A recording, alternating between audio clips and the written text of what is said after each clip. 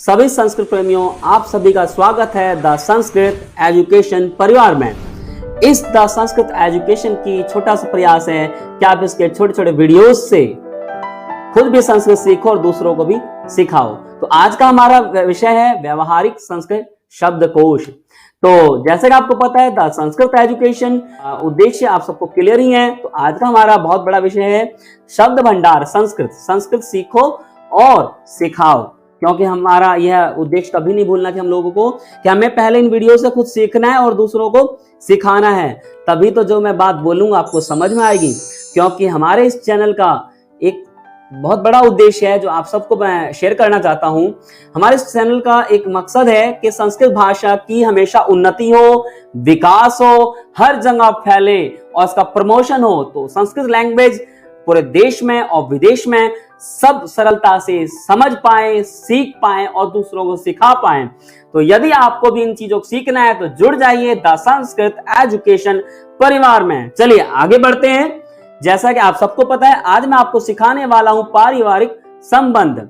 आखिर पारिवारिक संबंध बहुत महत्वपूर्ण है, क्योंकि जब भी हम देखते हैं संस्कृत में बात करने की कोशिश करते हैं तो हम भूल जाते हैं भैया मम्मी को क्या कहते हैं, पापा को संस्कृत में क्या कहते हैं। तो आज मैं वही लेके आया हूं। जैसे मम्मी को संस्कृत में माता कहते हैं, फर्स्ट वाला हिंदी शब्द है, दूसरे वाला जो दिख रहा है आपको वो संस्कृत शब्द है, और नीचे एक पिक्चर आएगी, उसके माध्यम से आप लोग सरलता से समझ सकते हैं इसको। तो जैसा कि आपको पता है मम्मी को माता कहते हैं, और परंतु जहां पे भी आपको ता शब्द दिखे ना संस्कृत में, वहां वास्तव में री है, यानी मातृ। मूल शब्द में मातृ है, पितृ है, भ्रातृ। इसका आप लोग ध्यान रखिए। तो सामान्य शब्द में माता को माता ही कहते हैं, जैसे माता पठति, माता गच्छति। अब आगे देखते हैं पिता को संस्कृत में क्या कहते हैं। पिता को भी संस्कृत में पिता ही कह सकते हैं। आगे देखते हैं इसी प्रकार चाचा को क्या कहते हैं, पितृव्यः। क्या कहते हैं, पितृव्यः। इसी प्रकार चचेरा भाई को संस्कृत भाषा में क्या कहते हैं, चचेरा भाई को संस्कृत में पितृव्यः पुत्र कहते हैं। इसी को कजन ब्रदर भी कहते हैं। अब चाची की संस्कृत क्या होती है, तो ध्यान से देखिए, चाची की संस्कृत होती है पितृव्य पत्नी। आखिर इसी को हम लोग बड़े प्यार से चाची शब्द कहते हैं, जो कि हमारे भारतीय परिवार का हिस्सा है। छोटा भाई को संस्कृत में अनुजः कहते हैं। छोटा भाई बहुत प्यारा होता है, हम सबको पता है। आगे बढ़ते हैं, खासकर ये शब्द देखते हैं दामाद। दामाद को क्या कहते हैं, जामाता। जामाता।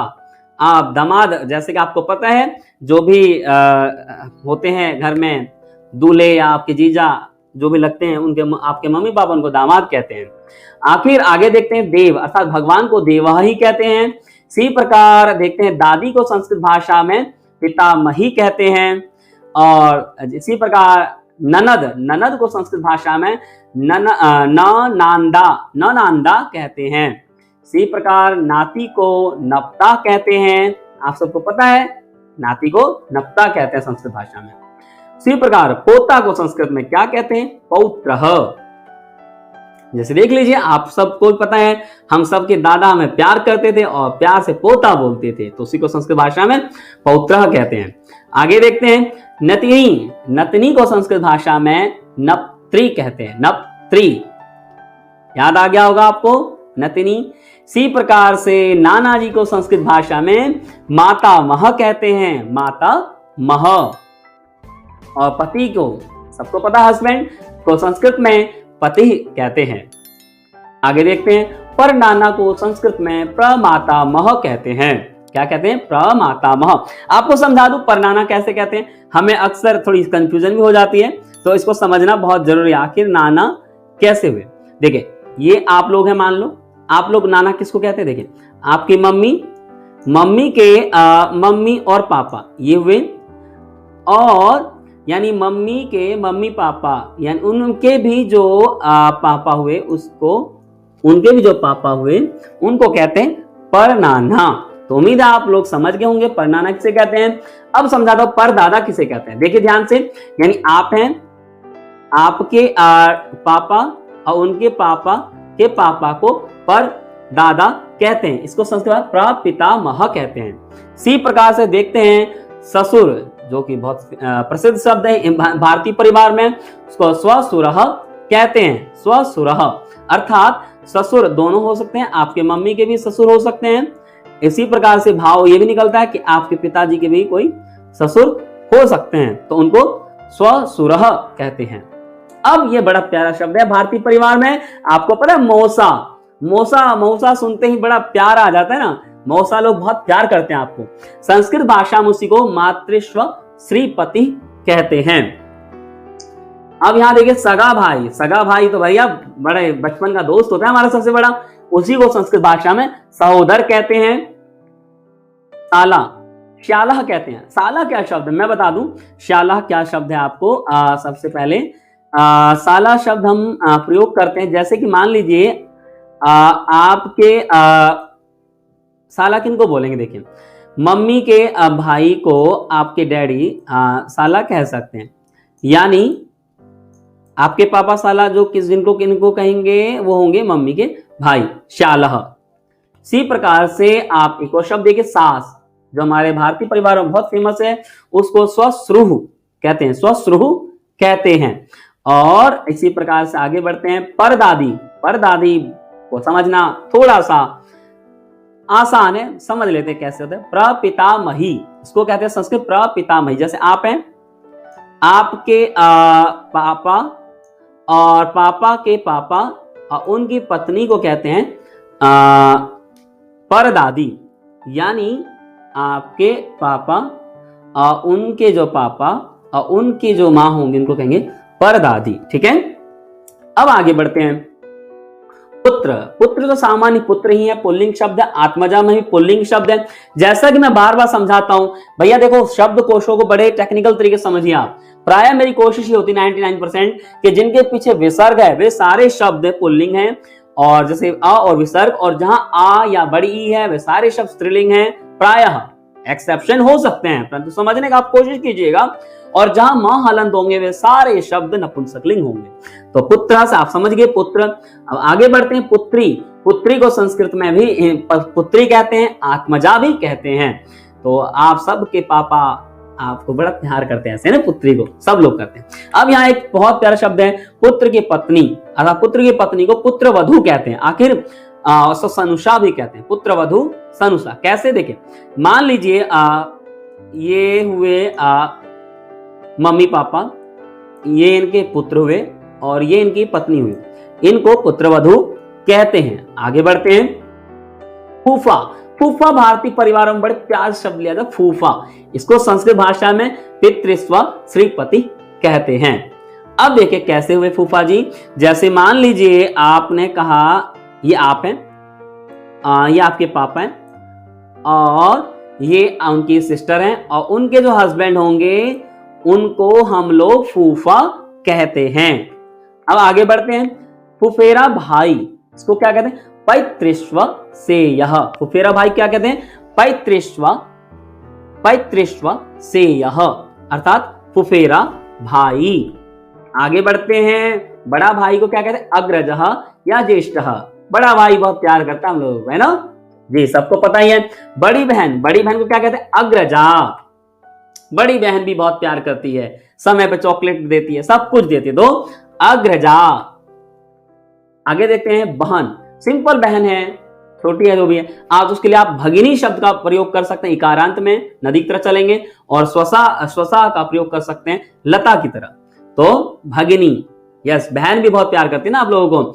अब देखिए यहाँ पे एक शब्द है बहुत प्यारा, बहनोई। ये बहनोई किसको कहते हैं भाई, इसको सामान्य संस्कृत में भगिनी पति ही कहते हैं, भगिनी पति ही। तो अब यहाँ पे जो शब्द है कैसे बात देखिए, मान लीजिए जैसे कि बहनोई किसको कहेंगे, मान लीजिए ये आप हैं, ये आपकी सिस्टर है, यदि आप बहुत छोटे हैं तो आपके पापा की सिस्टर, तो पापा उनके हस्बैंड को बहनोई कहते हैं। ठीक है, तो उम्मीद आप लोग समझ गए होंगे बहनोई किसको कहते हैं। बुआ, भाई बड़ा फेमस शब्द है, भारतीय परिवारों में शादी हो कोई फंक्शन हो बुआ तो होती है। बुआ को क्या कहते हैं, पितृस्व। यहां देखिए ध्यान से, बुआ क्या कहते हैं, पितृस्व सा, पितृस्व सा। तो देखिए कैसे समझा दूं, जैसे मान लीजिए ये आप हैं, आपकी मम्मी, आपके पापा, पापा की बहन को आप लोग बुआ कहते हैं। तो उम्मीद है आपको ये समझ में आ गया होगा बहुत सरलता से। बुआ, दादा, दादा तो भैया आप सबको पता है, आप सबकी जान, दादा बहुत प्यारे होते हैं। थोड़े ये दादा बूढ़े हो सकते हैं, परंतु दादा सभी के होते हैं प्राय, है ना। और दादा के लिए संस्कृत में शब्द है पितामह। आगे बढ़ते हैं, आगे देखिए भतीजा। भतीजा को संस्कृत में भ्रातृज कहते हैं। भतीजा कैसे होता है, जैसे मान लीजिए बड़े भाई के बेटे को भतीजा कह सकते हैं या भतीजी भी कहते हैं। तो यहाँ पे मान लीजिए बड़ा भाई हुआ, उसके बेटा बेटी को भतीजा, ये बड़ा भाई है आपका, मान लीजिए इसका बेटा है तो भतीजा और बेटी है तो भतीजी, तो प्रयोग करते हैं। तो भ्रातृजा और भ्रातृजा इस प्रकार से प्रयोग करते हैं। आगे बढ़ते हैं, इसी प्रकार भतीजी के लिए भ्रातृजा शब्द का प्रयोग करते हैं। भ्रातृजा, भ्रातृजा, तो अभी अभी मैंने समझाया था आपको, उसी प्रकार से आप समझ लीजिएगा। भाई, भाई को भ्राता प्रयोग करते हैं। भाई हम सबकी जान, हम सबकी शान, आपको पता है भाई आपसे हमेशा प्यार बहुत करता है ना जी। आगे बढ़ते हैं, भाभी। भाभी को क्या कहते हैं, भ्रातृजाया। अब भाभी को थोड़ा समझ लेते हैं कैसे होते हैं। भाभी दोनों तरीके से हो सकते हैं। यदि मान लो आप गर्ल्स हैं और आपके बड़े भाई हैं, उनकी पत्नी को भी आप भाभी बोल सकते हो। और यदि मान लो आप लड़के हैं और आप अपने बड़े भाई की भी वाइफ को भ्रातृजाया बोल सकते हैं, भ्रातृजाया। अब आगे देखते हैं मामा। भैया मामा तो भारतीय परिवारों में बहुत शब्द प्रयोग होते हैं, आदिकाल से लेकर अब तक मामा शब्द को हम प्रयोग करते हैं। तो मामा के लिए संस्कृत में मातुला शब्द है। ये मैं समझा दूं मातुला कैसे हुआ। जैसे कि मान लीजिए आपकी मम्मा, उनके जो बड़े भैया हैं उनको आप लोग मम्मा के बड़े भैया को आप लोग बोल देते हैं। जैसे मान लीजिए आप ये हुए, आपकी मम्मा हुई और इनके जो बड़े भाई उसको आप लोग मामा कहते हैं। तो संस्कृत में मातुला शब्द का प्रयोग हम लोग करते हैं। आगे देखते हैं मामी। मामी को मातुली शब्द कहते हैं। इनके लिए बहुत प्यारा शब्द है। जैसे मान लीजिए या मामी कैसे प्रयोग करते हैं, मान लीजिए आप हैं, आपने किसी को मामी बोला, वो कैसे लगते हैं, यानी आपके मम्मी के भाई के पत्नी को मामी कहते हैं। तो उम्मीद है आप लोगों को ये चीज समझ में आ गई होगी। आगे बढ़ते हैं, एक शब्द है भांजा। भांजा किसे कहते हैं, भागिनेय। भागिनेय, भागिनेय को हम लोग भांजा कहते हैं संस्कृत में, ठीक है। हिंदी में भांजा और भागिनेय संस्कृत में कहते हैं। तो सिंपल है, यानी भांजा कौन होगा, यानी आपकी सिस्टर के जो बच्चे हैं तो उनको कहते हैं भांजा या भांजी हम कहते हैं। तो भांजा के लिए भागिनेय शब्द होता है। और आपको बता दूं बहुत सारे क्षेत्रों में ऐसे शब्दों का प्रयोग होता भी है। मामा का पुत्र उसको कहते हैं मातुल पुत्र, कजन ब्रदर भी कहते हैं। आगे बढ़ते हैं, मालिक। मालिक यानी भैया स्वामी, ऑनर, उसको क्या कहते हैं, स्वामी। उम्मीद है आप लोगों को बहुत सारे संबंधों का संस्कृत भाषा में इस वीडियोस के माध्यम से पता लग गया होगा। तो सभी संस्कृत प्रेमियों एक छोटी सी बात कहता हूं, जैसे मित्र को मित्रम कहते हैं और हम सब भी एक तरह से मित्र हैं, एकजुट हैं। बस मेरा प्रयास है हम लोग छोटे छोटे प्रयास करके ना संस्कृत भाषा सीखें और दूसरों को सिखाएं। कमियां तो सभी में होती हैं, परंतु आप कमियों को दूर करके संस्कृत भाषा को बोलो और दूसरों को बुलवाओ। आप सभी का बहुत बहुत धन्यवाद। यदि आपको वीडियोस अच्छी लगती है तो इसको शेयर कीजिए और सब्सक्राइब जरूर कीजिए। आपका एक सब्सक्राइब हम लोगों को बहुत हौसला देता है नई नई वीडियोस बनाने के लिए। जय तु भारतम, जय तु संस्कृतम।